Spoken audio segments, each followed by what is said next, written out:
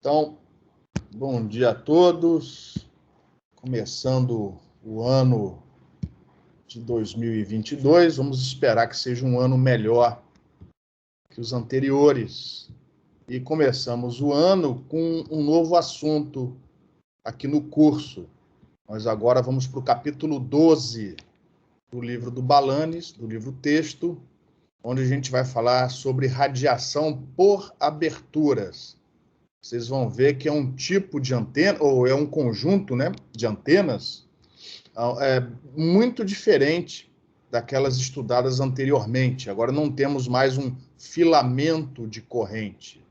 Nós temos uma distribuição superficial de corrente que, na maioria dos casos, para não dizer todos os casos, trata-se de um problema equivalente. A gente substitui a geometria original por uma geometria, por uma distribuição de corrente equivalente, na expectativa de que esse problema equivalente, aonde o obstáculo ou os obstáculos não estarão mais presentes e, consequentemente, sem obstáculo, corrente radiando numa região sem obstáculos, a gente pode usar a famosa função de Green do espaço livre.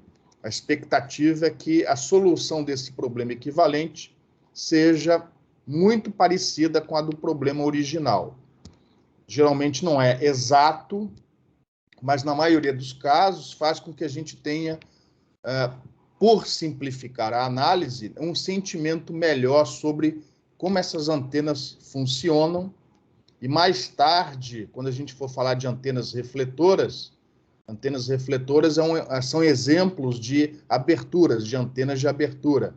A gente vai até poder entender melhor como se projeta, como essas antenas funcionam. Antes de entrar nas antenas refletoras e nos alimentadores, a gente vai aqui, durante 3 aulas, estudar essa radiação por aberturas. Se eu não estou muito enganado, aliás, está aqui. Nós estamos no conjunto número 8 de transparências, que equivale mais ou menos ao capítulo 12 do livro do Balanes. Então, a gente, na aula de hoje, vamos começar a ver um determinado problema equivalente, que é o de uma abertura contida num plano condutor elétrico perfeito.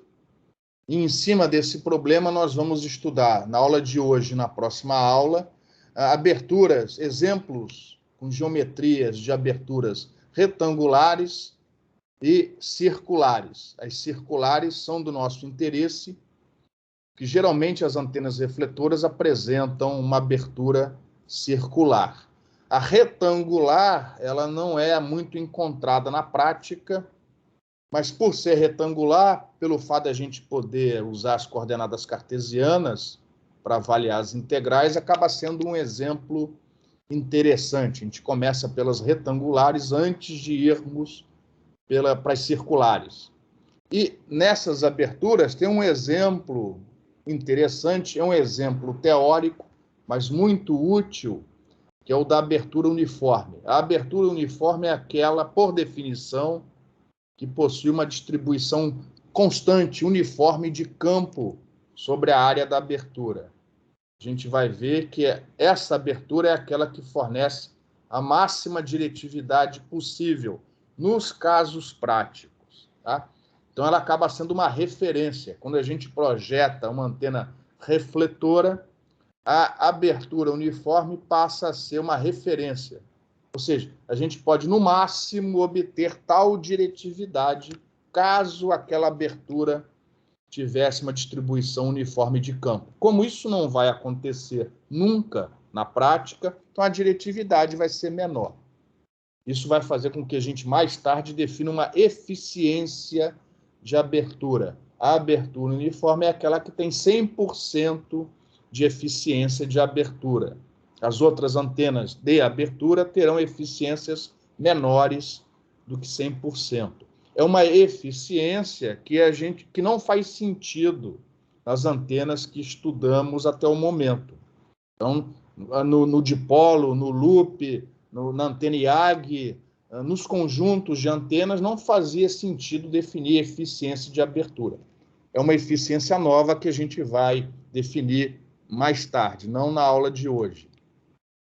E no final desse conjunto de transparências, é algo que, se eu não me engano, não está no livro do Balandes, no livro texto, a gente vai definir aqui a polarização, segundo as definições de um pesquisador que fez isso na primeira metade da década de 1970, o Ludwig, que são definições de polarização úteis para antenas de abertura. A gente não apresentou essas definições antes, porque para dipolos, loops, para antenas que não são antenas de abertura, essas definições não são úteis. Elas são úteis para antenas de abertura. A gente vai apresentar essas definições no final desse conjunto de transparências. Então, deixa eu começar aqui a apresentação direitinho. Slideshow. O ponteiro. Então, no próximo slide, vou mostrar aqui alguns exemplos. São exemplos clássicos, mas não são, obviamente, todos os exemplos. São só 2 exemplos de antenas de abertura. Então, um exemplo tem tudo a ver com antenas refletoras, é o que a gente chama de uma corneta. A corneta nada mais é do que a terminação de um guia de ondas, que geralmente ou tem seção reta circular ou tem seção reta retangular. E aí a corneta, ó, aqui nessa estrutura temos essa flange com corrugações. Essa corneta ela tem 2 funções primordiais. A primeira, não menos importante, nem mais importante, é tentar fazer com que a transição do meio guiado para o espaço, ou vice-versa, se a antena estiver recebendo, ela seja mais suave.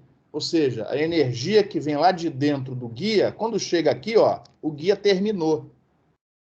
Você encontra um espaço livre na tua frente. E aí, nem toda energia sai de dentro desse guia. Parte reflete de volta. É como se houvesse um descasamento de impedância, tá? Isso se fosse uma linha de transmissão. Aqui não é bem assim, mas a ideia é parecida. É como se tivesse ali um descasamento de impedância e parte da potência, parte da energia voltasse refletida para dentro do guia. Então, essas estruturas, como, por exemplo, a dessa figura, existem outros tipos de cornetas. Isso daqui é só um exemplo. Uma das funções é fazer com que essa transição seja mais suave, ou seja, reduzir a perda de retorno, fazer com que o máximo de energia, o máximo de potência saia de dentro do guia e radie para fora. Isso quando a corneta está transmitindo. Na recepção é o oposto. A outra função importantíssima da corneta é dar um formato ao diagrama de radiação desta antena, que sem a corneta seria diferente. Então, às vezes, esse alimentador geralmente é utilizado para iluminar um refletor, uma antena refletora, um paraboloide, uma antena parabólica. E, geralmente, você deseja que o diagrama de radiação que incide sobre o refletor, sobre a antena parabólica, sobre o refletor parabólico, tenha um formato circular, circularmente simétrico. A gente vai ver mais tarde que o guia circular sozinho não consegue isso. Então, essa corneta, por algum motivo, ela consegue fazer, quando bem projetada, com que esse diagrama de radiação seja circularmente simétrico. Imaginando o eixo Z como sendo o eixo aqui do guia, o circularmente simétrico significa que a diretividade não varia com o ângulo φ. Varia com θ, mas não com o ângulo φ, não com o ângulo de azimuth. Isso é interessante quando você usa essa cornetinha para iluminar uma superfície com borda circular. Neste caso aqui, ó, a abertura é essa região aqui do guia, que eu projetei aqui nessa área vermelha. Então, neste tipo de antena, esta área projetada seria a abertura dessa antena.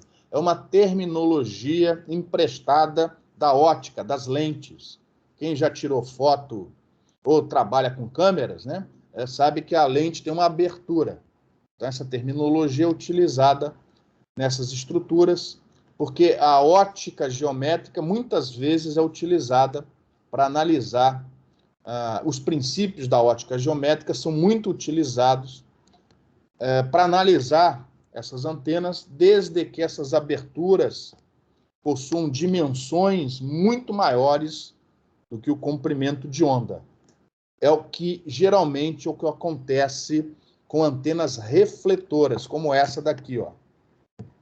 Essa é uma antena refletora lá de uma base da NASA nos Estados Unidos. Na verdade, são vários refletores, só que a gente não consegue ver os refletores, os outros estão escondidos aqui na estrutura. É como se fosse um periscópio de submarino. Um refletor reflete no outro, vai até que a energia sai por esse buraco. Esse buraco aqui, mais ou menos, ele está no foco desse sistema com 2 refletores. É uma geometria que a gente vai estudar mais tarde. Tem um refletorzinho aqui na frente, ó, que a gente chama de subrefletor, e tem esse grandão aqui atrás, ó. Se essa antena fosse menor, de repente, esta cornetinha aqui poderia ser usada no foco do sistema duplo refletor para gerar essa energia que, uma vez refletida pelos 2 refletores, vai lá para cima. Ou na recepção é o caminho oposto, né? E a cornetinha acaba recebendo essa energia. Você põe aqui no foco desse sistema duplo refletor, e aí você tem uma anteninha pequenininha, graças à ajuda de 2 refletores, um conjunto mais diretivo. O que esses espelhos, esses refletores, em radiofrequência, eles operam mais ou menos como os espelhos operam para faixa ótica, a faixa a região visível do espectro. Eles vão concentrar a energia numa dada direção.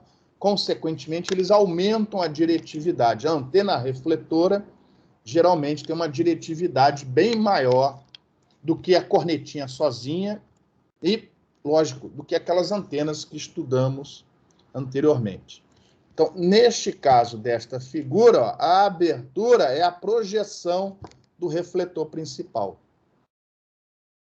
O que a gente vai fazer nas próximas aulas, inclusive a de hoje, é determinar, usando aproximações, o campo nesta abertura, e muitas vezes isso é feito utilizando os princípios da ótica geométrica, traçados de raio. A gente determina o campo nessa abertura e, através do campo na abertura, a gente usa o princípio da equivalência e substitui o problema por um outro equivalente, onde vamos ter correntes superficiais na região da abertura, flutuando no espaço livre, e aí a gente pode usar a função de Green do espaço livre para obter o campo radiado pela abertura. Se essas aproximações não forem muito ruins, talvez a solução desse problema equivalente nos dê uma ideia de como a antena propriamente dita, a antena de abertura, radia, funciona. Pelo menos isso é útil para entender a antena. Se um dia você precisar projetar essa antena, você provavelmente vai precisar de uma técnica mais precisa. Como, por exemplo, a ótica física, que faz parte, né, do trabalho computacional que vocês têm que entregar até o final do semestre. A análise de uma antena refletora baseada nos princípios da ótica física, geralmente é um pouco mais precisa do que a análise que a gente vai fazer na aula, utilizando o método da abertura. Então, temos aqui duas situações que vão ser estudadas aqui no curso. 2 antenas de abertura, a corneta e uma antena refletora. Em relação a esse slide, alguém tem alguma pergunta? Alguma curiosidade? Tá todo mundo aí? O Sim, link tá... Beleza. Oi, beleza. Então, temos, se não me engano, no próximo slide, uma animaçãozinha que eu peguei na internet. Então, isso aqui, ó, alguns de vocês já devem ter visto isso, não desse jeito, lógico, né? Mas, por exemplo, na escola, no colégio. Por exemplo, você pega uma cuba com água, aí tem aqui atrás um negocinho que fica batendo na água, gerando ondas, e no meio do caminho tem um anteparo de madeira com um buraquinho. Aí o professor punha aquilo em cima de um retroprojetor, projetava essa imagem numa tela. Alguém chegou a ver isso ou não? Puxa vida, eu sou tão antigo assim, pô.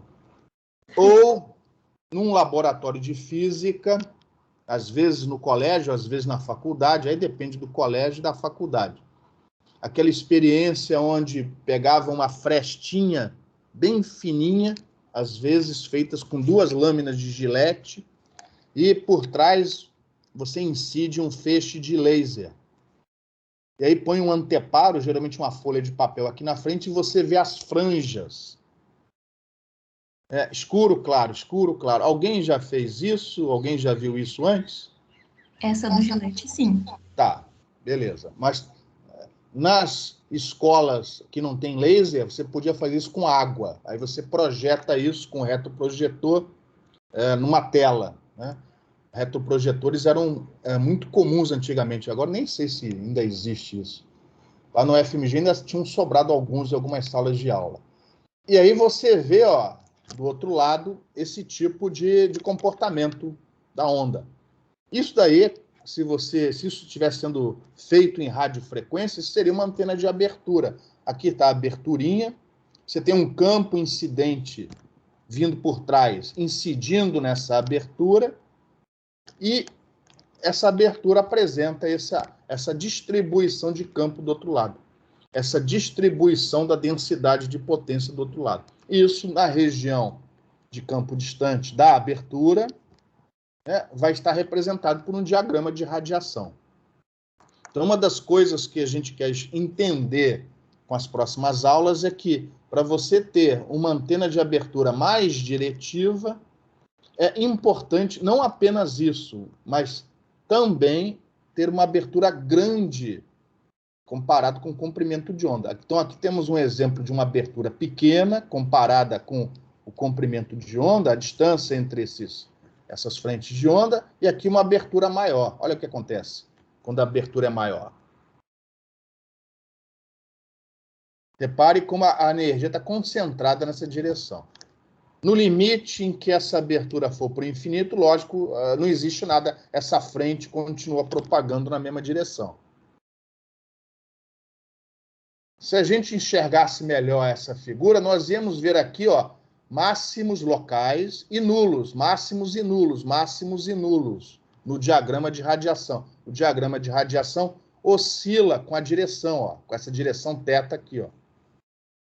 Se você botar uma folha de papel e isso aqui fosse luz, esses máximos e nulos seriam as franjas, e os nulos, as franjas que você vê na experiência de ótica, que você faz com a ajuda de um laser e uma fresta bem pequititinha.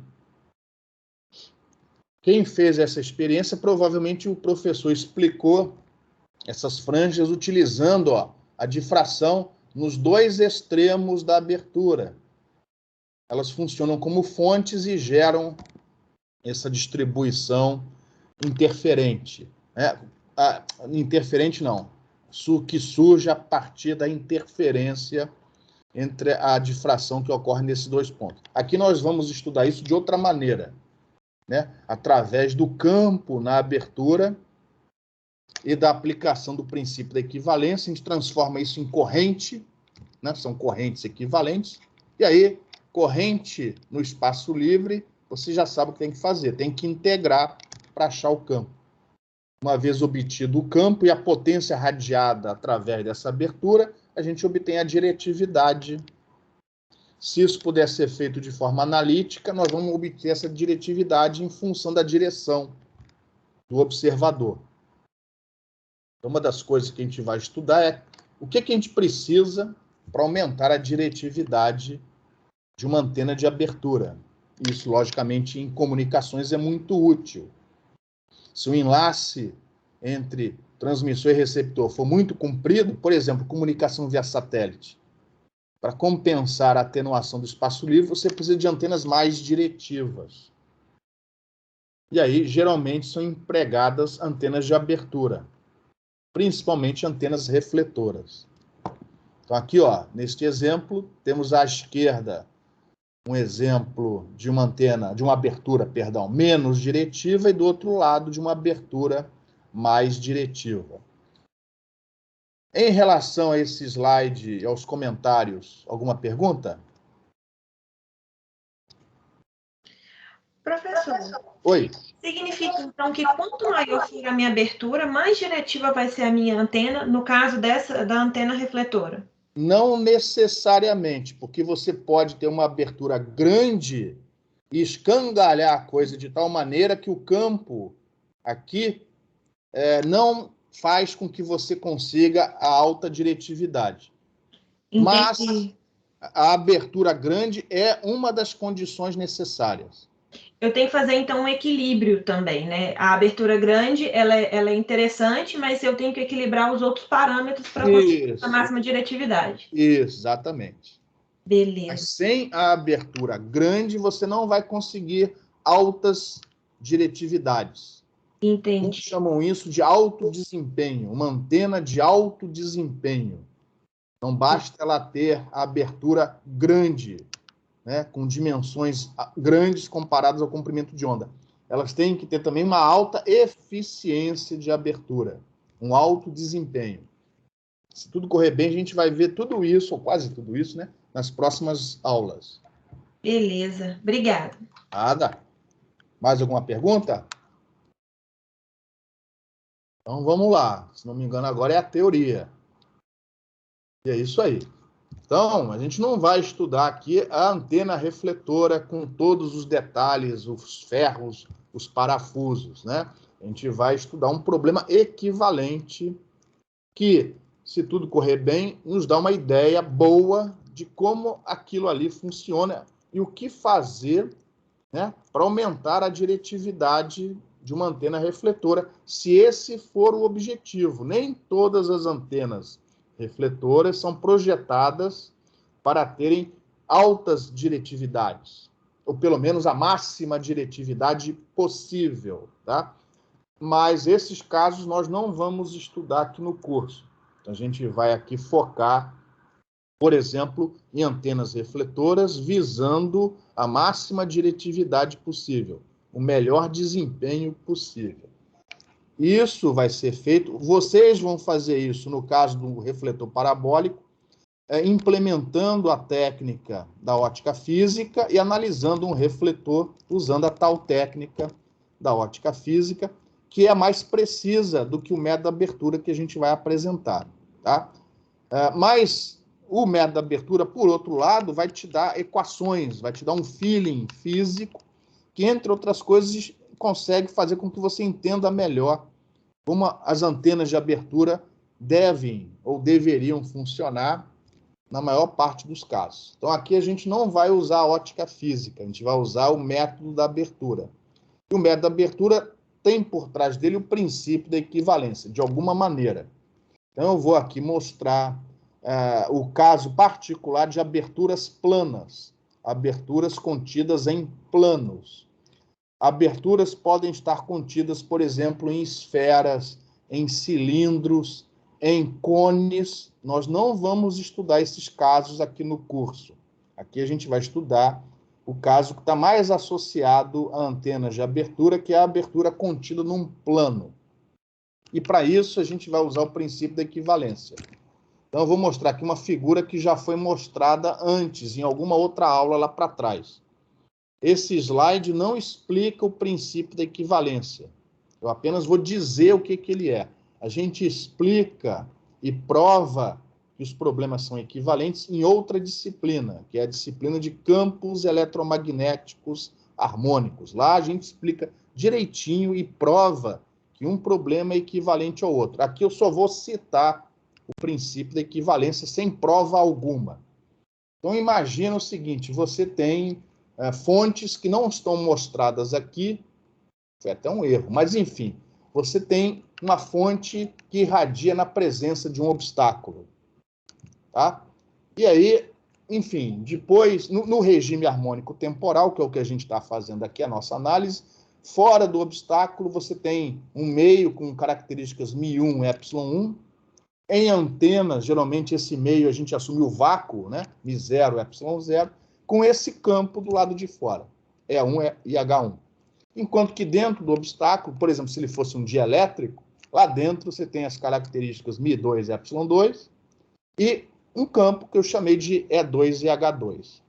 O problema aqui, no problema original, é que a presença do obstáculo impede a utilização da função de Green espaço livre para fazer a análise desse problema. Então, a gente pode substituir esse problema por outro, que a gente chama de equivalente. Equivalente para a região de fora. Eu chamei aqui de V. Não é equivalente para a região de dentro, é só para a região de fora. E a equivalência, que geralmente é a mais utilizada, você tira o obstáculo fora. A superfície agora é matemática, ela não existe fisicamente, né? Mas é a mesma superfície S do problema original. E no vácuo que ficou, nesse buraco que ficou aqui, você preenche com o mesmo material do meio externo, que a gente assume linear, homogêneo e isotrópico. E, por ser um problema matemático, eu imponho que dentro, onde antes havia o obstáculo, nessa região interna, que o campo agora seja nulo. Tem que ser um campo que satisfaça as equações de Maxwell, senão não tem sentido o problema equivalente. E a solução mais simples das equações de Maxwell é a solução nula. Então, geralmente, a gente põe aqui campo nulo lá dentro, porque campo nulo não viola as equações de Maxwell. Fica 0 igual a 0, 0 igual a 0, mas não viola a igualdade nas 4 equações de Maxwell. E cá fora, a gente quer que esse campo do lado de fora seja o mesmo do problema original. Senão não faz sentido propor o problema equivalente. Como fora você tem campo, né? Porque foi imposto desta maneira. E dentro agora você impôs campo nulo, você tem uma descontinuidade nas componentes tangenciais do E e do H. Que obviamente não pode existir, porque senão as equações de Maxwell são violadas, a não ser que você tenha na superfície, na interface, né, densidades superficiais de corrente elétrica e de corrente magnética. Então, você impõe no seu problema equivalente estas densidades, e aí você tem as duas, elétrica e magnética, corrente elétrica e corrente magnética, de tal maneira que estas correntes justifiquem a descontinuidade nas componentes tangenciais do campo eletromagnético. Bom, até aí, quem já viu eletromagnetismo antes, mais ou menos entende. O que não dá para entender, e só com a matéria de campos harmônicos é que a gente explica direitinho, é que se você impuser que essas correntes equivalentes tenham este comportamento, ou seja, este campo HE e EE tangencial na superfície tem que ser o mesmo do problema original, que isso garante não apenas que o campo é o mesmo na superfície, mas em todo o volume externo. Isso é que é a coisa mais interessante do princípio da equivalência. Você garante que o campo não é só o mesmo na superfície, mas sim em todo o espaço externo à região onde antes havia o obstáculo. Tá? Então, isso daqui garante que este campo vai ser exatamente idêntico a este daqui. Isso a gente não está provando aqui nesse slide, a gente só está citando. Para que a solução seja a mesma na região de interesse, e no nosso caso aqui, a região de interesse é a região de fora, basta impor isso na superfície. Se eu impuser isso na superfície, eu garanto que o campo é o mesmo em todo o espaço externo. Isso é uma afirmação bastante forte que a gente não vai provar aqui. A gente vai acreditar que é verdade. O que acontece é o seguinte, como eu não conheço o campo, porque se eu conhecesse o campo, não tinha problema nenhum, já estava resolvido. Eu não sei que corrente equivalente é essa. E aí a gente vai ter que determinar isso, por exemplo, usando o método dos momentos, né, que a gente estudou antes do recesso. Porém, nas antenas de abertura, a gente vai conseguir estimar, dependendo da situação, dependendo da geometria, a gente vai estimar quanto vale esse campo na abertura. Ou seja, para nós, o E1 e o H1 na abertura, não no espaço todo, mas só na abertura, é conhecido. É óbvio que isso não é verdade, é uma aproximação, mas é a aproximação que a gente vai usar para analisar o problema. De maneira que, se eu conheço o campo na abertura, eu vou determinar essas correntes equivalentes imediatamente, e aí não tem mais problema nenhum, é só integrar as correntes e obter o campo radiado em todo o volume externo do problema equivalente. Se essa aproximação for muito boa, esta solução vai ser praticamente muito parecida com a do problema original. Se essa aproximação for ruim, então a solução que a gente vai obter não é parecida com a do problema original, entendeu? Então, logicamente, que o método da abertura tem suas limitações.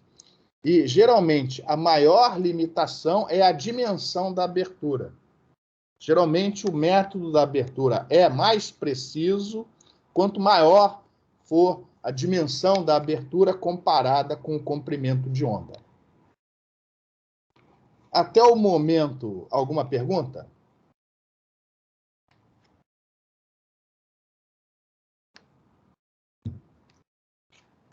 No nosso caso, nós vamos adaptar essa geometria para a nossa geometria de abertura.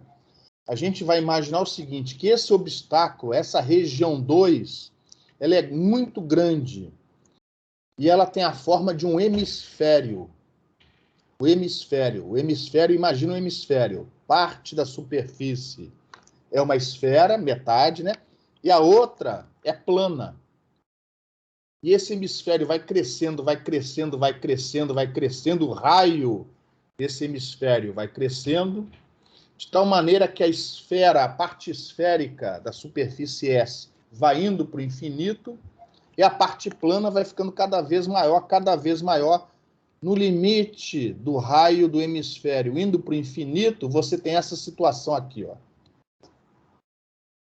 Ou seja, do lado esquerdo, você tem a região 2. Na prática, que região 2 é essa? É a região onde está a antena refletora, é a região onde está o guia da corneta, e por aí vai. E do outro lado, ó, é a região 1, onde a gente quer calcular o campo radiado por aquela antena de abertura. De maneira que a abertura vai estar contida no plano. A superfície S é um plano.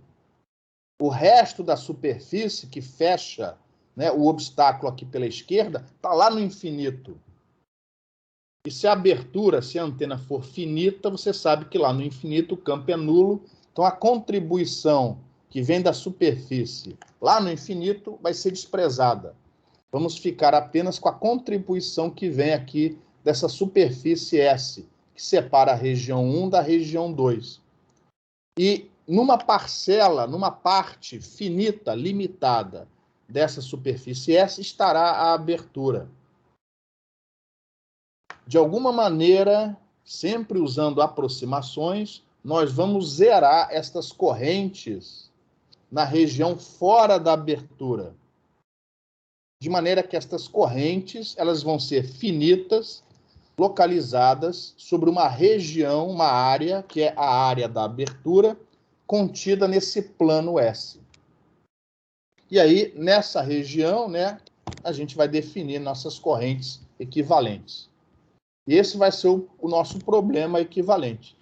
Dadas as correntes elétrica e magnética, Na região da abertura, a gente integra essa corrente e acha o campo radiado. Se o observador estiver suficientemente afastado da abertura, a gente pode, eventualmente, utilizar as aproximações de campo distante para facilitar o cálculo. E é isso que a gente vai fazer, basicamente, até o final do curso.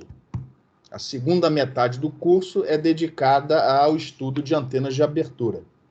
E o método da abertura vai ser fundamental para esse estudo. Em relação a esse slide, alguma pergunta?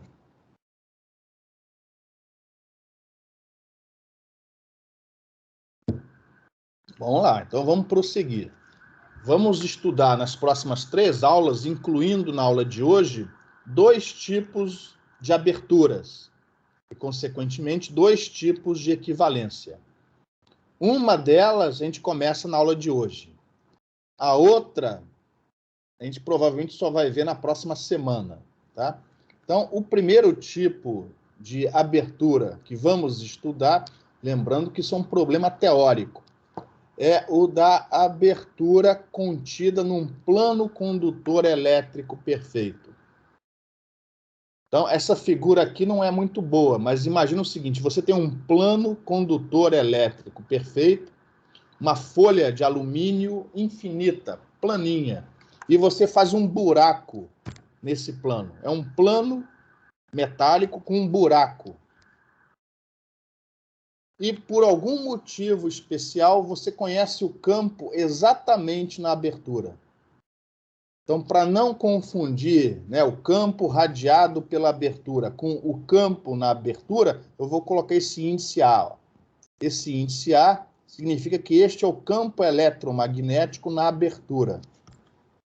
Por exemplo, pode ser um buraco, né, nesse plano condutor, e aqui por trás você incide uma onda plana, um feixe de laser. Ou você tem um guia de onda circular ou retangular que termina abruptamente nesse plano. Então é um problema onde você tem esse plano com esse buraco, com essa abertura, e por algum motivo você conhece o campo na abertura. Se o campo na abertura for conhecido, o problema está resolvido, como a gente vai ver daqui a pouco. Tá? Na prática, a gente nunca conhece esse campo exatamente. Não conhece esse campo exatamente. Consequentemente, a gente vai usar uma aproximação para o campo na abertura. A aproximação que geralmente é melhor quanto maior for a abertura. Que essa aproximação vai desprezar efeitos de difração na borda da abertura. Consequentemente, por ser um campo aproximado, o problema equivalente não vai dar a mesma solução do problema original. Mas se o campo na abertura for conhecido de maneira exata, rigorosamente exata, o problema equivalente e o original possuem a mesma solução. Então, as aproximações que vão acontecer daqui para frente não é por causa da equivalência, não é por causa da teoria que a gente vai usar. É porque a gente vai adotar uma aproximação para esse campo na abertura. Ele nunca vai ser o campo exato, rigoroso, o campo maxwelliano. Será sempre uma aproximação. Geralmente, nos problemas que vamos analisar, essas aproximações são boas, quanto maior for o tamanho dessa abertura comparado com o comprimento de onda. Vamos assumir a normal na direção Z. Então, a região de interesse para nós é aquela cuja coordenada Z é positiva. Z igual a 0 vai ser o plano, onde essa abertura está contida. O que acontece é que atrás a gente não quer saber. O nosso interesse é aqui na frente. Qual é o campo EH radiado por essa abertura? E, para facilitar o estudo, a gente vai limitar as contas que a gente vai fazer mais adiante para a região de campo distante. E aí você já sabe, né? Você pega a dimensão da abertura, compara com o comprimento de onda, você já sabe que tem uma fórmula que te diz a partir de que distância você já pode assumir que está na região de campo distante. É a mesma fórmula que a gente usou antes para o dipolo, por exemplo. Então, se aqui fosse uma abertura circular, é a dimensão que você vai pegar, o diâmetro da abertura. É a maior dimensão linear, né, da abertura. Em relação à geometria, que eu chamei aqui de situação A, alguma pergunta?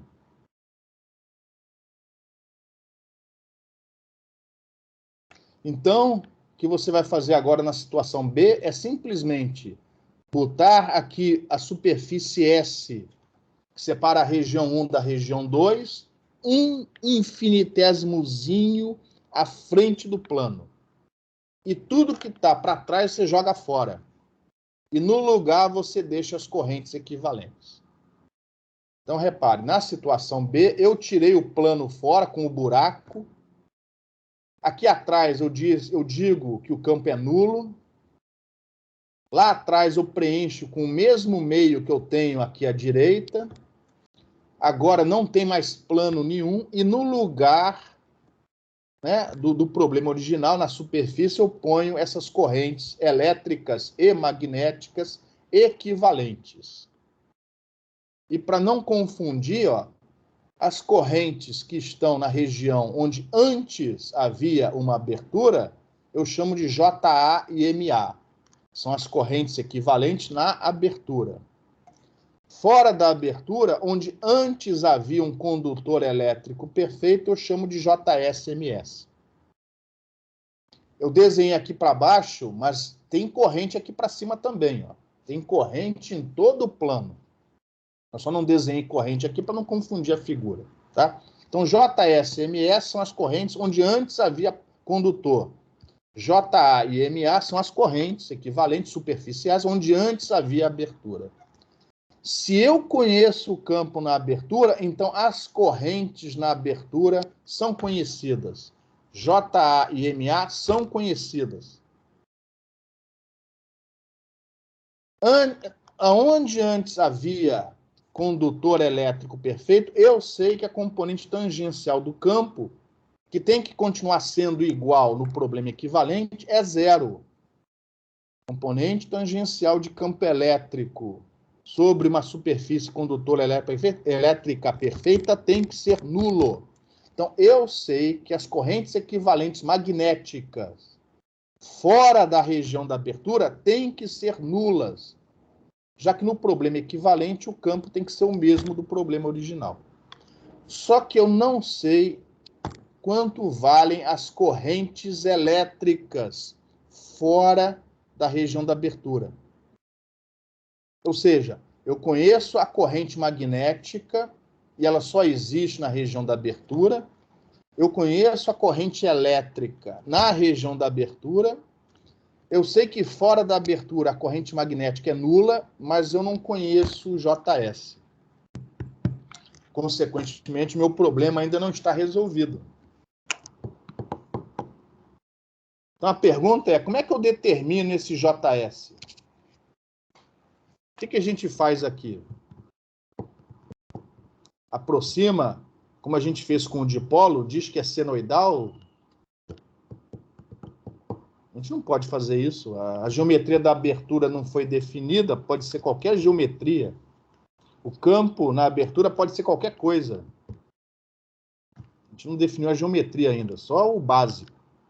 Eu não sei nem como é que eu faço para aproximar isso daqui. Alguém tem alguma ideia? Método das imagens? Isso, exatamente. É a próxima situação. Então, o que a gente vai fazer, e isso só vai funcionar... Até aqui é o princípio da equivalência. Até aqui é o princípio da equivalência. Daqui para frente não é mais o princípio da equivalência.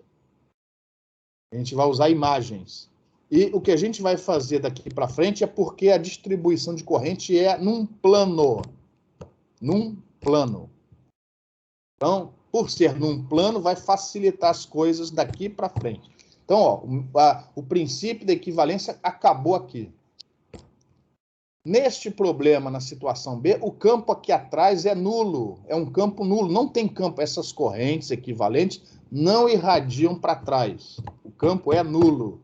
Isso é verdade, desde que o EA e o HA sejam os exatos. Sejam os exatos, tá? Então, como aqui atrás o campo é nulo, eu posso colocar qualquer coisa aí atrás. Posso colocar minha cabeça, posso colocar uma cadeira, porque como não tem campo para trás, não vai ter campo refletido indo para frente, atrapalhando, ó, a solução do problema equivalente. Então, posso colocar qualquer obstáculo aqui atrás. Aqui não, mas aqui eu posso pôr qualquer obstáculo aqui atrás. Então, o que a gente vai fazer? Vamos colocar um plano condutor elétrico perfeito aqui atrás. Puxa, por quê? A gente vai entender daqui a pouco. O que é importante é lembrar, observar o seguinte, este plano que a gente vai colocar aqui atrás não é este. Esse já foi jogado fora. É um outro plano que, inclusive, não vai ter buraco nenhum. É um plano sem buraco. É um segundo plano. Você foi no supermercado, comprou outro plano condutor perfeito, infinito, só que agora sem defeito. Ele não tem buraco. E a gente põe ali atrás ele, ó. Essa situação agora, ó. Eu pus esse plano separado de uma distância delta, aqui para trás. Ó. Como não tem campo, não vai ter campo refletindo aqui atrás e sendo jogado, incidindo no plano e sendo refletido para frente.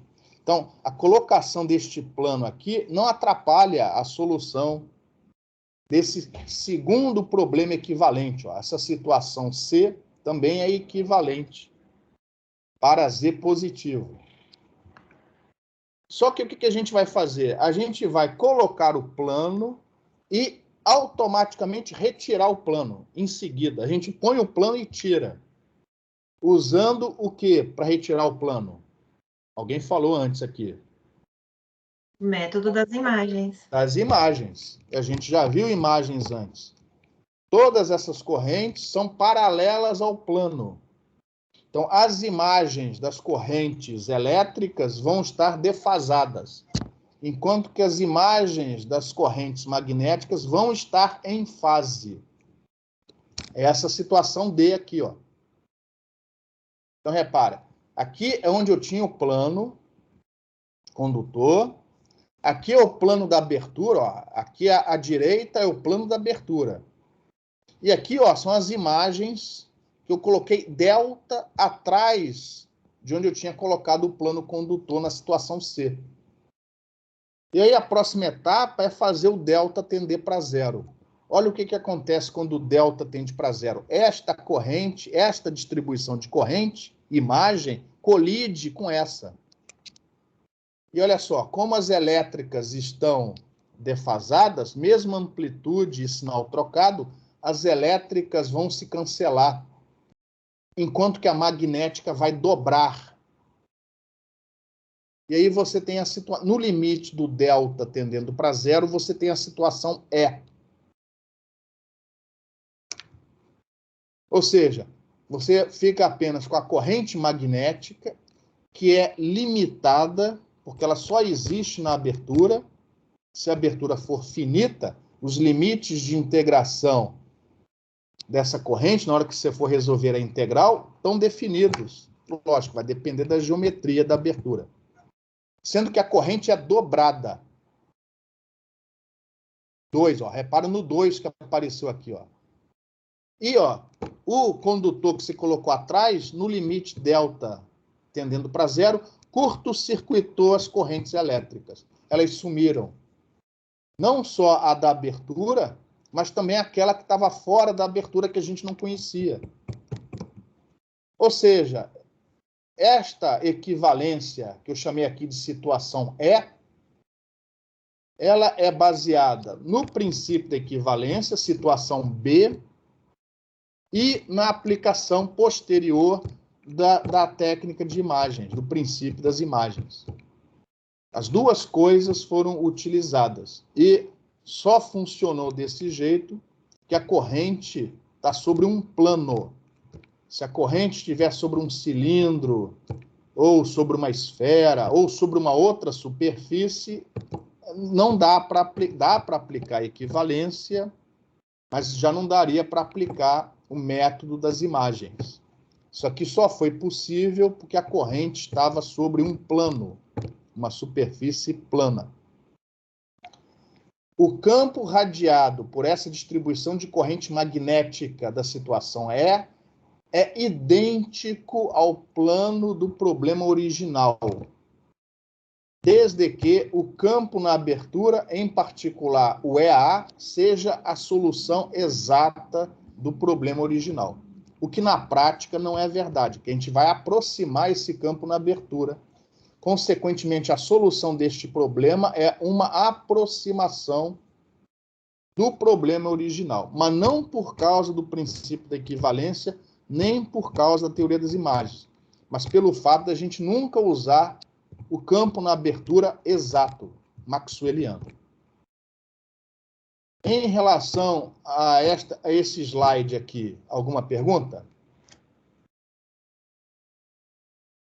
Professor, você falou sobre outras superfícies, né, que a gente não pode aplicar essa sequência. Isso. Quando a gente não aplica essa sequência, aí eu tenho que fazer a análise pelos métodos dos momentos. A análise do problema original. Eu não consigo fazer essas aproximações. Isso que você falou é verdade. Ou então, sendo um problema muito específico, às vezes dá para fazer algumas aproximações. Entendi. Beleza? Mas não essas das situações C, D e E. Beleza. As situações C, D e E só foram possíveis graças ao fato da corrente ter uma distribuição planar. E, consequentemente, a gente aplicou as imagens através de um plano. Caso contrário, não seria possível. Ok. Mas até a situação B, qualquer geometria é possível. Beleza. Em princípio, né? Uhum. Mais alguma pergunta? Isso está bem detalhado, bem explicado no livro-texto, no livro do Balanes, capítulo 12. Então, não deixem de estudar. Lógico que uma aula só, poucos minutos para mostrar tudo isso, é muito pouco, tá? A gente aqui introduziu o assunto, vocês vão estudar com calma através do livro-texto, e não apenas através das notas de aula. Então, na aula de hoje, no resto da aula de hoje e na próxima aula, vamos estudar aberturas contidas, supostamente, né, contidas num plano condutor elétrico perfeito e infinito, através do problema equivalente, e ver o que acontece. Na aula de hoje, a gente começa, se tudo correr bem, com 2 exemplos de aberturas retangulares, e na próxima aula, quarta-feira, a gente vai ver exemplos com aberturas circulares. Tá? A abertura circular, para nós, é importante, porque antenas refletoras geralmente possuem uma projeção de abertura circular. As aberturas retangulares também são importantes, porque elas vão possuir, como você vai poder avaliar as integrais usando coordenadas cartesianas, geralmente as integrais são mais simples, então é melhor começar pelas retangulares. Mas para nós, o mais importante são as aberturas circulares. Tá? Então vamos começar por uma abertura retangular no próximo slide. Essas informações aqui, basicamente, eu já falei para vocês. Então, o primeiro exemplo de abertura que a gente vai estudar na aula de hoje é a abertura uniforme retangular, que também está bem detalhada no livro-texto. Então, por definição, é uma definição matemática. A abertura uniforme é aquela que possui campo na abertura constante, em amplitude e fase e polarização. Ou seja, é como se fosse uma onda plana que você recortou e colou só na região da abertura. Uma onda plana que incide por trás da abertura vai gerar uma abertura uniforme? Não, porque esta definição ignora os efeitos na difração que você tem aqui na borda da abertura. Outra coisa, você sabe que campo elétrico, ele não pode ter componente tangencial, tangente ao metal. E repara, se esse vetor vermelho for o campo elétrico, que vai ser aqui no caso, ele não é nulo nessa borda. Ele deveria ser, porque ali você tem metal. Então, isto daqui é uma aproximação. Não existe buraco contido num plano condutor elétrico perfeito que tenha um campo uniforme na abertura. Agora, se essa abertura, as dimensões A e B da abertura, forem muito grandes, pode ser que, na prática, você consiga algo que chegue perto de uma abertura uniforme. Aqui é uma definição. Eu vou dizer que, na abertura, o campo é uniforme. E daqui para frente, essa abertura passa a existir aqui para nós. Então, ó, como exemplo, eu vou assumir que o campo elétrico só tem componente na direção X, são esses vetores vermelhos aqui, ó. Então, eu tenho uma polarização que não depende da coordenada da abertura, é constante. E, ó, o resto, a amplitude e a fase são constantes, não dependem nem de X nem de Y. Amplitude, fase e polarização constantes, uniformes na abertura. E eu vou dizer, vou impor que esse campo é TM, de maneira que o campo magnético, ó, também é uniforme. É como se fosse uma onda plana incidindo aqui por trás, incidência normal à abertura, desprezando os efeitos difrativos na borda retangular dessa abertura.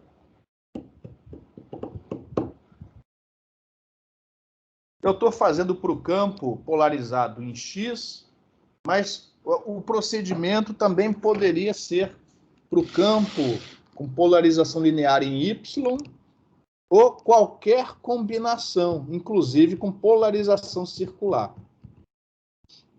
Então, isso daqui também poderia ser feito por uma polarização circular. O que você precisa é que a polarização não varie sobre a abertura, não dependa das coordenadas X e Y da abertura. Eu optei em fazer polarizado em X, nem sei de cabeça se é a mesma polarização adotada no Balanis, tá? Aí você vai ver. Porque a polarização, sendo uniforme, ela pode ser qualquer. Então eu optei por essa só para não carregar muito na quantidade de vetores. Em relação a este campo e ao problema, a geometria, alguma pergunta? Então, temos aqui duas novidades em relação aos problemas que a gente estudou antes do recesso, tá? Então, ó, vamos aplicar a equivalência.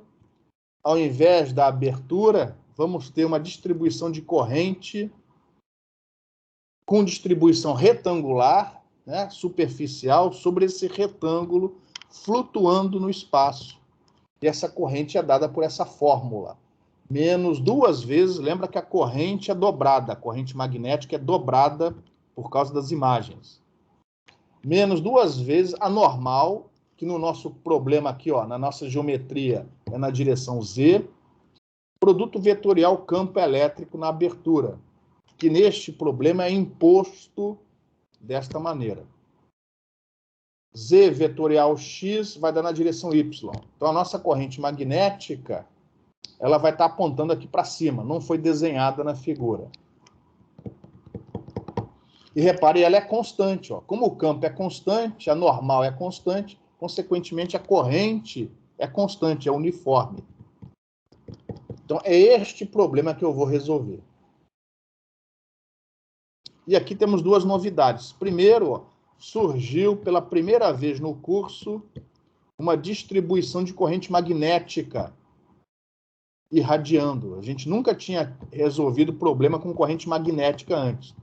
A gente definiu a dualidade, etc, etc, mas até o momento as antenas só tinham corrente elétrica. Agora, ó, pela primeira vez surge aqui uma antena com corrente magnética. Lembra que isso é um problema equivalente, é um problema matemático. A segunda novidade é que não temos mais um filamento de corrente, mas sim uma distribuição superficial. Então, a integral não é mais uma integral de linha, é uma integral de superfície, uma integral dupla. Neste caso particular, inclusive, apesar de ser uma integral dupla, ela é muito mais simples que as integrais que já resolvemos antes. Então, ó, para a região de campo distante, só vamos resolver aqui problemas na região de campo distante. Eu não vou calcular o potencial vetor magnético A, que agora a corrente é magnética. Eu vou calcular o potencial vetor elétrico, F. E, consequentemente, aqui não é mais μ, é epsilon. E aqui não é mais a corrente elétrica, é a corrente magnética. E a integral agora é dupla.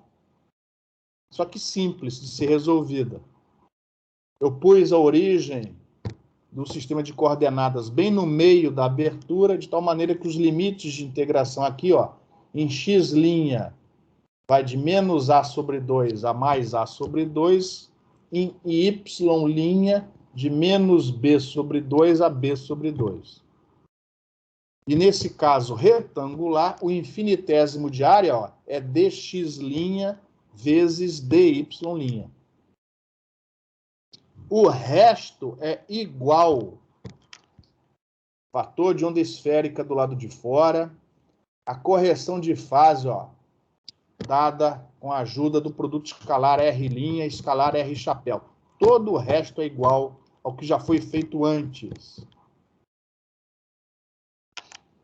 E agora vamos resolver essa integral, que vai ser fácil nesta situação, porque esta corrente magnética, quando a abertura é uniforme, ela é constante. Então, tudo isso daqui, ó, vai ser passado para fora da integral. Isso só acontece quando a corrente é constante, quando a abertura é uniforme. Só vai ficar essa exponencial do lado de dentro. Antes de prosseguirmos, alguma pergunta?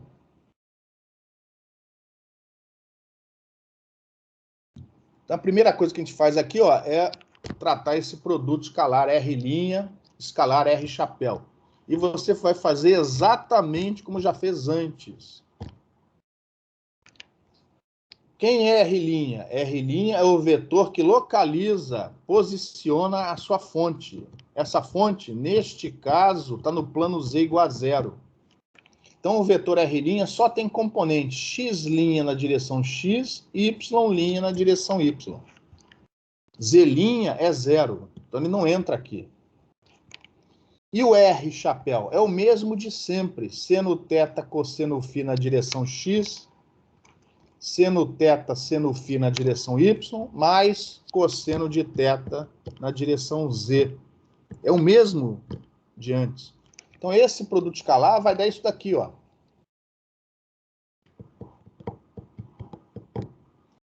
Quando eu colocar esse termo na exponencial, repare, no argumento da exponencial, eu vou ter a soma de dois termos, onde um só depende de x' e o outro só depende de y'.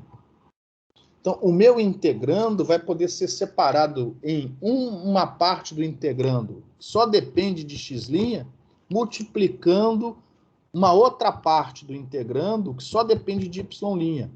Então, eu vou poder quebrar essa integral dupla num produto de duas integrais simples. Observando que essa corrente magnética, ó, menos 2 é 0 na direção y, eu já passei para o lado de fora.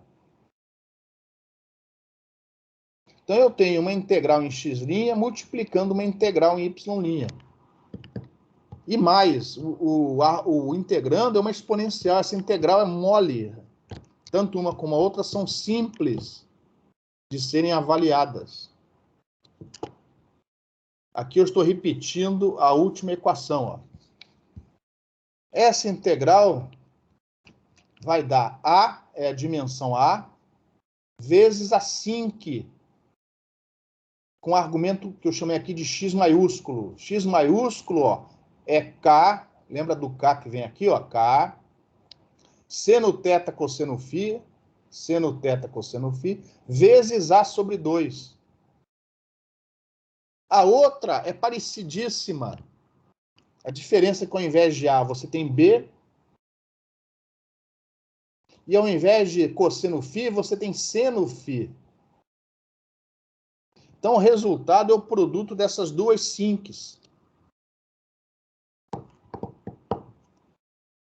E você sabe que essas sincs têm um comportamento oscilatório. Ou seja, o seu diagrama de radiação vai ter um comportamento oscilatório dependendo da direção de observação, θφ. θφ são os ângulos que definem a direção de observação. E na região de campo distante, a sua onda, sua frente de onda vai ser TEM e esférica, como já era antes, nas outras antenas. Em relação à expressão do potencial vetor elétrico, alguma pergunta?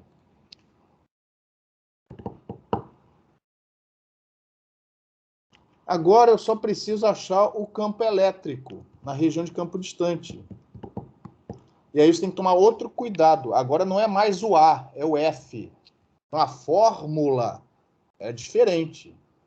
Mas você ainda precisa achar as componentes esféricas do F. E repare, a resposta, neste caso particular, veio na direção Y, chapéu. Então, antes de prosseguir, você precisa representar esse vetor Y unitário na base esférica, joga a componente R fora, retém apenas as componentes θ e φ. Então, repare, neste caso desta abertura, o campo elétrico vai ter componentes θ e φ, as duas. Retidas as componentes θ e φ, você põe no lugar e acha a expressão do fasor campo elétrico na região de campo distante desta abertura uniforme. Observa que aqui, como é F, há uma troca aqui. Na componente θ do campo elétrico, entra a componente φ do potencial vetor F. Enquanto que na componente φ do campo elétrico, entra o negativo da componente θ do F. Então, cuidado também na hora de obter o fasor campo elétrico. A fórmula não é mais a mesma que você usava quando era apenas o A, quando você tinha apenas correntes elétricas. Mas repara, foi mais fácil resolver esse problema do que o dipolo. A integral, apesar de serem duas integrais, elas são muito tranquilas. E aqui está a expressão do fasor campo elétrico para essa abertura uniforme e para polarização na direção X.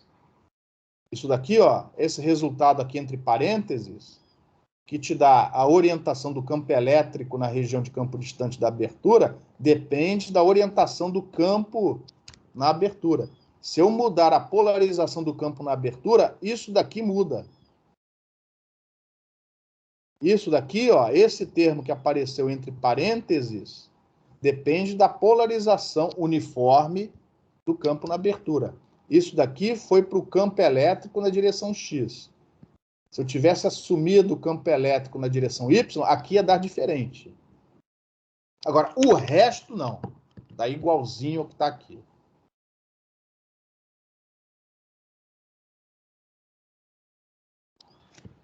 Em relação a esse resultado final, alguma pergunta? Bom, eu tenho o fasor campo elétrico na região de campo distante. Então, como é uma onda TEM na região de campo distante, eu posso achar a densidade de potência, módulo de A² sobre 2ζ. E se eu tiver a potência radiada, eu acho a diretividade dessa abertura, o problema está resolvido. Mas antes de prosseguirmos, vou aproveitar esse slide e fazer uma pergunta. que daqui, ó, dessa expressão, mais precisamente desta expressão aqui, ó, eu já posso saber identificar qual é a direção onde vai ocorrer o máximo de radiação. Vocês conhecem a função sinc de outras disciplinas. Para que argumento a função sinc tem o seu máximo? Uma pergunta. Quando as coordenadas fossem zero no centro da abertura? Vamos tomar cuidado, porque as coordenadas da abertura já ficaram para trás, ó. Isso daqui não é mais coordenada da abertura. Aqui já é, ó, as direções θ e φ. Esse xzão aqui e esse yzão, talvez a minha anotação não seja das melhores, mas esse xzão e esse yzão não são mais coordenadas da abertura. Ok. Tá? As coordenadas da abertura são x' e y', já ficaram para trás. Eu usei esse xzão e esse yzão só para não ter que escrever esse argumento enorme aqui, ó. Uhum. Então, x e y aqui não são mais coordenadas. São os argumentos dessas sincs. As coordenadas da observação são θ e φ. Beleza? Uhum. Então, vou repetir a pergunta. Por uma função sinc de x, para que valor de x essa função tem o máximo? Zero. Zero. Beleza? Zero. Ou seja, o máximo desse campo vai ocorrer quando o argumento xzão e yzão forem simultaneamente nulos. Simultaneamente. Porque eu vou ter o máximo dessa função multiplicando o máximo dessa função. Simultaneamente. Olhando aqui para as expressões dos argumentos, em que direção o xzão e o yzão são simultaneamente nulos? Z? É a direção do eixo Z, ou seja, θ igual a zero, né? Eixo Z é θ igual a zero. Repare, quando o θ foi igual a zero, tanto o argumento xzão como o argumento yzão, independente do A, do B e do φ, os dois são simultaneamente nulos. Então, eu já vou antecipar aqui um resultado que é muito importante em antenas de abertura. Quando a abertura for uniforme, eu garanto que o máximo de radiação é na direção perpendicular à abertura. Se a abertura for plana, a abertura planar. Tudo que eu falar daqui para frente assume abertura planar. Não é numa esfera, não é num cilindro, não é num cone, é num plano. A gente provou isso para abertura retangular, mas mais tarde, na próxima semana, eu vou provar isso para qualquer geometria de abertura. Se a abertura for uniforme, o máximo de radiação vai ser na direção perpendicular ao plano da abertura.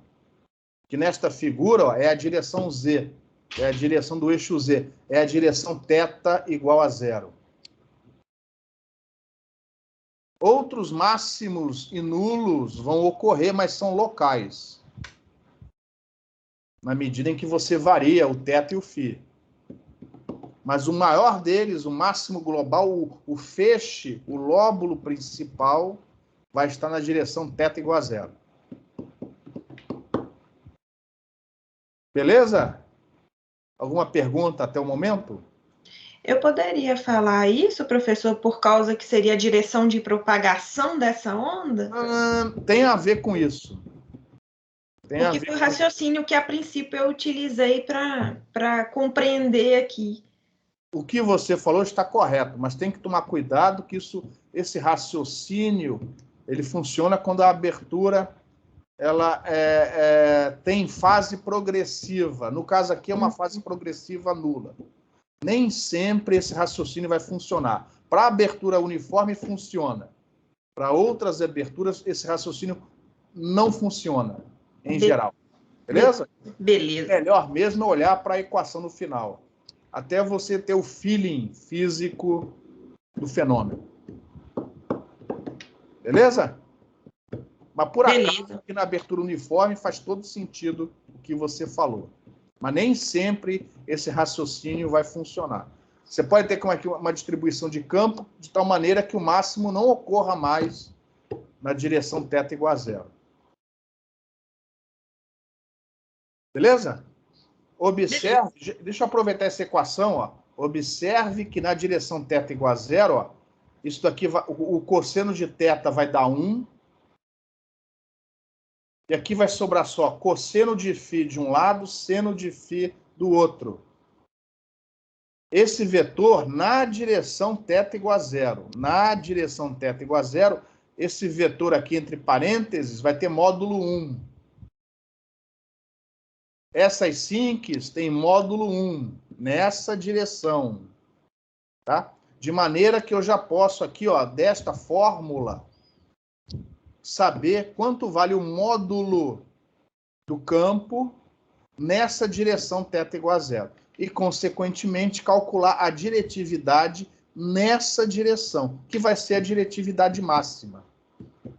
Eu já posso fazer com a ajuda dessa equação aqui, ó. Então, ó, aqui nessa linha, o que eu fiz foi pegar a expressão anterior, fazer o θ igual a zero, e imediatamente você observa que esse módulo nessa direção, que é o máximo módulo do campo elétrico radiado, é dado por isso daqui, ó. E, consequentemente, se eu quiser calcular a diretividade nessa direção, eu só preciso fazer essas contas aqui. Repare que esta é a fórmula da diretividade, que vale para qualquer antena. Tudo que eu fiz aqui foi substituir essa expressão, né, pelo quadrado dessa daqui, ó. E joguei aqui. Então, para achar a diretividade, repare, eu vou ter a diretividade em função das dimensões da abertura em relação ao comprimento de onda. Só que ainda está faltando calcular algo, que é a potência radiada. Ainda não calculamos a potência radiada. Então, a próxima pergunta é a seguinte: como é que eu calculo a potência radiada neste problema? Como é que vocês fariam?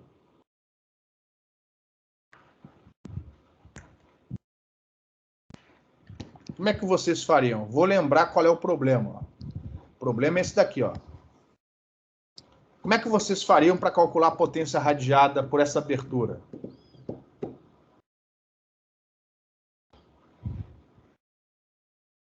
Um jeito é pegar o fasor campo elétrico, calcular a densidade de potência radiada, módulo do L² sobre 2η, e integrar, ó, no hemisfério, na região de campo distante, com o θ variando de 0 a π sobre 2, e o φ de 0 a 2π. Que é o que a gente já fez com o dipolo. Só que com o dipolo era na esfera inteira. Aqui, ó, como a equivalência é só do plano para frente, a gente tem que integrar num hemisfério, não na esfera toda.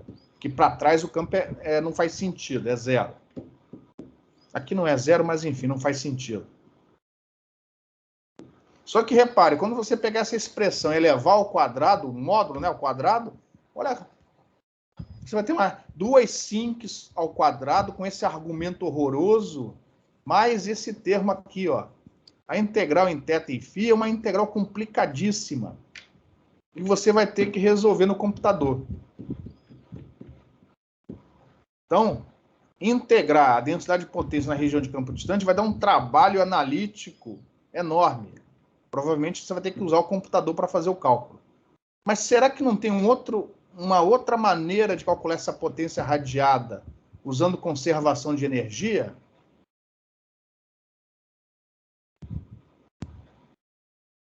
Você fala pelo meio do campo elétrico, campo elétrico pelo campo magnético dividido por meio? Isso, com vetor de point, beleza. Isso, vetor de point. Mas ao invés de fazer esse cálculo na região de campo distante, será que não tem um outro lugar onde eu possa fazer esse cálculo? Na abertura? Isso. Porque, afinal de contas, por definição, A potência que foi radiada lá para a região de campo distante é a que atravessou a abertura, pô. Não é? Então, para a abertura uniforme, aliás, qualquer abertura, usando o método da abertura, assumindo que a gente não errou, que não é o caso aqui, mas que a gente não errou no cálculo ou na imposição do campo na abertura, o que eu vou fazer é calcular a potência radiada através da abertura e usar esse cálculo para achar a potência radiada. Porque, por conservação de energia, a potência que atravessa a abertura é a mesma que vai atravessar o hemisfério lá na região de campo distante. E na região da abertura, esse cálculo é ridículo, neste caso particular. Porque a gente está assumindo uma onda uniforme TEM. Então, ó, o cálculo nesse caso é simplesmente, ó, como é uma onda TM, eu não preciso usar um meio de E vetorial H conjugado. Eu posso usar, ó, módulo do E ao quadrado sobre 2 θ. Lembrando que agora eu estou fazendo esse cálculo na abertura. Por que eu estou fazendo isso? Porque eu impus no enunciado do problema que o campo na abertura é TM. Eu impus isso. E repare que ele é constante. Não depende de x' e de y'. Então, usando isso, a potência radiada nada mais é do que a densidade de potência vezes a área da abertura. A vezes B. E aí eu vou substituir essa expressão aqui. E com isso eu vou achar a diretividade daqui a pouco. Só que tem um problema, tá? É que nós assumimos uma solução que não é maxwelliana. O campo na abertura não é uniforme. Está ignorando, por exemplo, a difração que você tem na borda dessa abertura. Então, antes de prosseguir, eu vou mostrar aqui um estudo que eu fiz. Isso você não vai ver no livro do Balanis. Eu calculei essa potência radiada de duas maneiras. Uma é essa daqui, que é simples, tá? A outra foi, eu peguei essa expressão do campo elétrico na região de campo distante, achei a densidade de potência radiada e integrei numericamente, usando o MATLAB, no hemisfério. E fiz esse cálculo para diferentes dimensões de abertura. E transformei isso num gráfico, que é o gráfico do próximo slide. Neste gráfico, para não ter muitos parâmetros no estudo, eu assumi uma abertura quadrada, de maneira que as dimensões A e B são iguais, né? A dimensão é A, é um quadrado. Porque se eu, ao invés de ter dois parâmetros, A e B, eu só tenho um, A. E eu calculei a potência radiada usando as aproximações do slide anterior. Repare, A ao quadrado é a área do quadrado.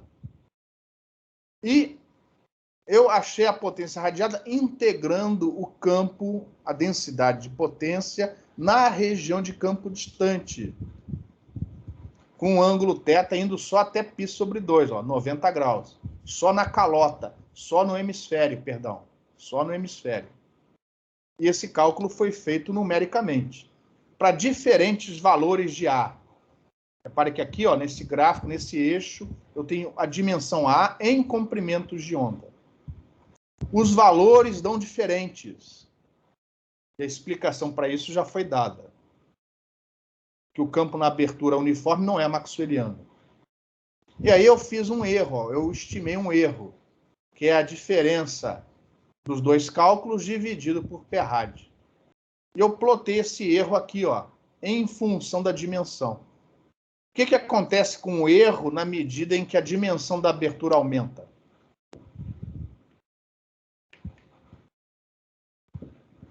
Ele diminui. Ele diminui. E aí, então, aí prova aquilo que foi dito anteriormente, né? Quanto exatamente. maior a abertura, melhor seria essa aproximação. Exatamente. Tá?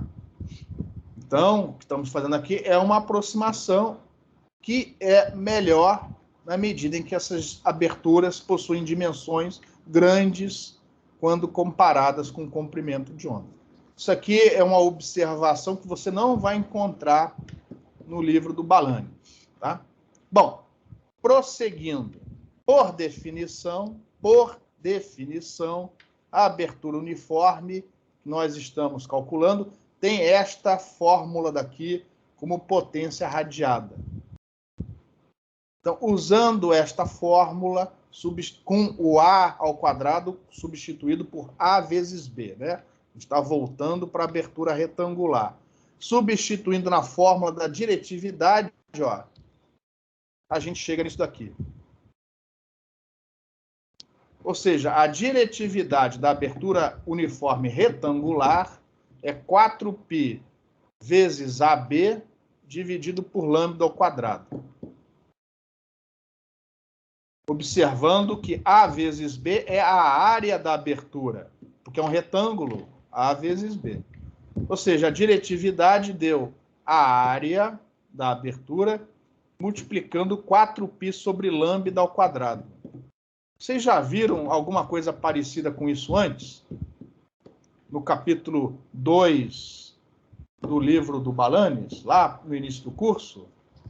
Você já viu uma relação parecida com isso? Ou que lembra isso daqui ou não? Vocês se lembram da atenuação do espaço livre? Oi? Seria da atenuação do espaço livre? Não, não. É parecido, mas não, porque aqui, ó, não é distância da antena, é a área da abertura. Quando a gente definiu área efetiva, lembra? Sim. Área efetiva, aqui, ó. A área efetiva de uma antena, essa definição é para qualquer antena, inclusive para a nossa agora. Logo, na direção onde ocorre o máximo de radiação da abertura uniforme, a área efetiva é a própria área geométrica da antena. Olha lá.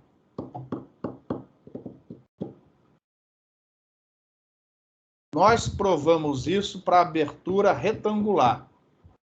Na próxima aula, a gente vai provar isso também para a abertura circular. E se tudo correr bem na próxima semana, eu vou mostrar que isso vale para qualquer abertura planar uniforme, independente da geometria da abertura. Em outras palavras, se você tiver uma abertura triangular e, por definição, o campo nessa abertura for uniforme, essa fórmula vale. Só que você vai trocar aqui, ó, pela expressão da área do triângulo. Logo, para uma abertura uniforme, você não precisa fazer integral, resolver integral nenhuma para obter a máxima diretividade. A máxima diretividade de uma abertura uniforme planar é a área dela, a área da abertura, vezes 4π dividido por lambda ao quadrado.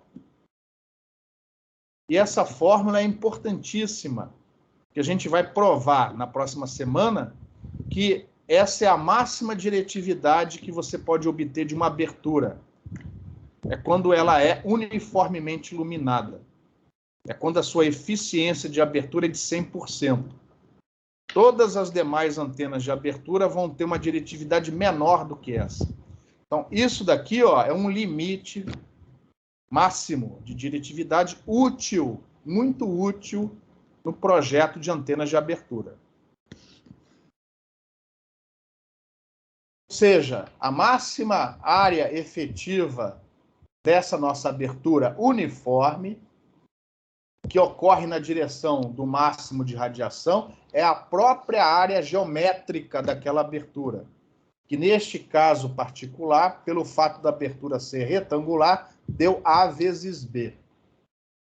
E nós vamos provar que isso é verdade para qualquer abertura planar uniformemente iluminada no espaço livre. Ou seja, com campo na abertura uniforme, constante, em fase, amplitude e polarização, independentemente da forma geométrica dessa abertura. Mas não é só isso. Se você for na expressão do fasor campo elétrico, Perdão, antes disso. Então, ó, esta fórmula vale para qualquer abertura planar uniforme. Qualquer. Desde que seja uniforme e plana. Não vale no cilindro, não vale na esfera. Só plano e uniforme. A gente não provou isso. A gente só provou isso para o retângulo, para a abertura retangular. Mas isso vale para qualquer abertura uniforme. Além disso, se você pegar a expressão do fasor campo elétrico na região de campo distante, onde eu já fiz as sincs iguais a 1, na direção θ igual a 0, se você manipular isso daqui, ó, essa expressão entre parênteses, e você já fez isso na segunda lista de exercício, lembra que eu dei o modelo do cosseno elevado, e entre outras coisas eu pedi assim, qual é a polarização desse campo na região de campo distante? Em θ igual a 0. Se você manipular isso daqui para θ igual a 0, você vai ver que isso daqui é igual a x chapéu. Só na direção θ igual a 0. Só na direção do máximo de radiação. E x é a orientação do campo na abertura. Se esse campo na abertura tivesse sido definido na direção y, aqui ia aparecer y. Ou seja, na direção de máximo de radiação, na direção perpendicular à abertura, o campo radiado, na direção, só naquela direção, tem a mesma polarização do campo da abertura uniforme. Se a abertura uniforme tivesse polarização circular mão direita, aqui ia aparecer polarização circular mão direita. Isso vale para qualquer abertura, não apenas para retangular. Qualquer abertura, desde que ela seja planar e uniforme. Então, nesta transparência, ó, neste slide aqui, você tem duas informações importantíssimas no projeto de antenas de abertura. Esta em azul refere-se à diretividade máxima da abertura uniforme e esta outra em vermelho que se refere à polarização dessa abertura uniforme. Em relação a esse slide, alguma pergunta?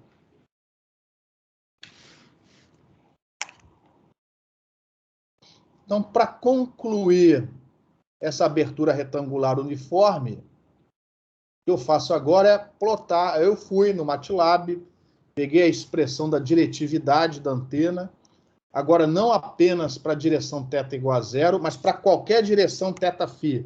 E plotei o gráfico do diagrama de radiação. Como é um problema, né, tridimensional, eu, ao invés de plotar aqui um gráfico 3D, eu plotei um gráfico só nos dois planos principais. O plano em azul é o plano φ igual a 0, que é esse plano aqui, ó, na horizontal. Lembrando que isso é na região de campo distante, tá? E em vermelho, o plano φ igual a 90, que é esse aqui na vertical. Logicamente, os dois planos se cruzam no eixo Z. Então, repare, na direção θ igual a 0, sobre o eixo Z, as diretividades é o mesmo valor, porque é a mesma diretividade. Então, eu quero que vocês observem duas coisas. A primeira, ó, a diretividade calculada deu 47,98 dB. Eu queria que depois vocês, com a calculadora, obtivessem este valor, ó, 47,98 dB em relação isotrópico, usando essa fórmula aqui, ó. Usando essa fórmula e sabendo a dimensão da abertura, ó, eu esqueci de falar, né? Neste caso, eu assumi a dimensão A de 100 comprimentos de onda e a B de 50 comprimentos de onda. A vezes B vai dar 5.000 lambda ao quadrado. Então, jogando esse valor naquela fórmula, façam as contas depois e observe que vai dar 47,98 dB. Além disso, observe que o diagrama, em particular o lóbulo principal, no plano FIGO A0 é mais estreito do que o diagrama no plano FIGO A90. Olha lá. Por quê? Uma pergunta.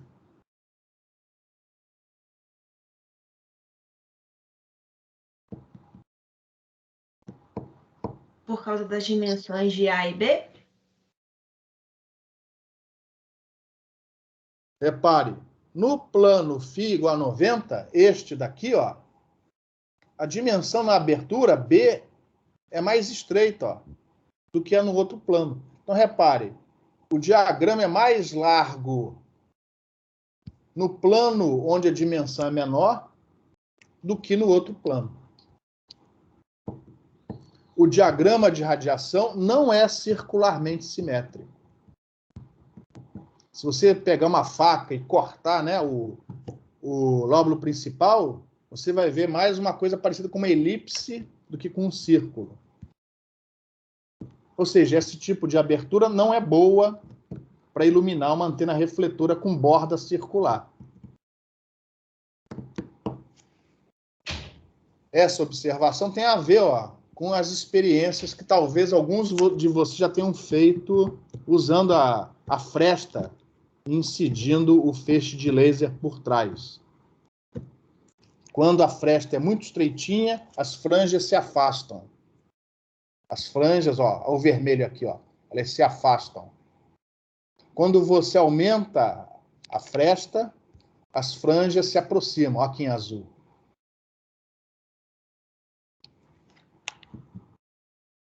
Beleza? Oh, perdão, desculpa. Em relação a esse exemplo, alguma pergunta? Então, repare, apesar de ser um problema acadêmico, uma abertura retangular, uniforme, quanta informação a gente obtém desse exemplo. E todas essas observações vão ser úteis, todas elas vão ser úteis na hora da gente estudar antenas refletoras. Então, quando chegarmos em antenas refletoras, eu não vou falar de novo dessas observações. Eu vou falar assim, só, lembra o que aconteceu antes? Ó, é por causa disso que está acontecendo isso agora. Então, todas essas observações são importantes. Então, ó, não deixa a disciplina acumular. Estudem o capítulo 12 do Balanes e vão tendo as dúvidas e tirando essas dúvidas nas próximas aulas. Eu queria ter terminado com o exemplo, esse outro exemplo de uma abertura retangular, porém agora com um campo que não é mais uniforme. A amplitude do campo não é mais constante, ela varia, no caso aqui, varia com a coordenada x, x'. Por trás disso, ó, seria o problema de um guia de onda retangular, onde o modo fundamental TE10 está propagando, e esse guia termina com a sua abertura, ó, nesse plano condutor elétrico perfeito e infinito. Então, neste problema, o campo elétrico tem fase na abertura, o campo elétrico na abertura tem fase constante, tem polarização constante, mas a abertura não tem amplitude constante. Então, não é uma abertura uniforme. Tá? E aí, a gente usando a mesma equivalência, ó, a corrente magnética dobrada, a integral para achar o potencial vetor elétrico é a mesma lá. É a mesma, exceto que agora, essa corrente magnética, este termo cosseno, não pode ser passado para fora da integral. Então, o resultado final vai ser outro. Mas o tratamento, ó, do produto escalar R' com R chapéu é o mesmo, e o resultado, ó, é que você tem que avaliar estas duas integrais. Esta é a mesma de antes. O campo varia com x', mas não varia com y'. Então, a integral em y' vai dar o mesmo resultado, a mesma sinc que a gente acabou de obter. Mas a integral em x' não vai dar, ó, por causa desse cosseno. É uma integral, inclusive, muito parecida com a do dipolo finito. Parecida, mas não igual. E, como já terminou o tempo, né, eu vou deixar o problema iniciado. A partir da próxima aula, a gente vai resolver este caso daqui, que é uma abertura não uniforme. A gente vai ver que a eficiência de abertura, neste caso, não vai dar A vezes B. Ela vai ser menor do que A vezes B. Porque a amplitude não é constante, não é uniforme. Você tem uma eficiência de iluminação da abertura que não é de 100%. E aí vamos ver as consequências disso, por exemplo, no diagrama de radiação dessa abertura. É um exemplo que é citado no livro do Balanis, mas ele não é resolvido. Então, aqui você vai ter a solução analítica do problema. E, se tudo correr bem, você vai entender melhor os comentários que são feitos no livro do Balanis. Alguém tem alguma pergunta? Eu vou concluir a aula agora. Então, não tendo mais perguntas, deixa eu sair aqui da apresentação. Estamos quase todos presentes. Deixa eu parar aqui a gravação.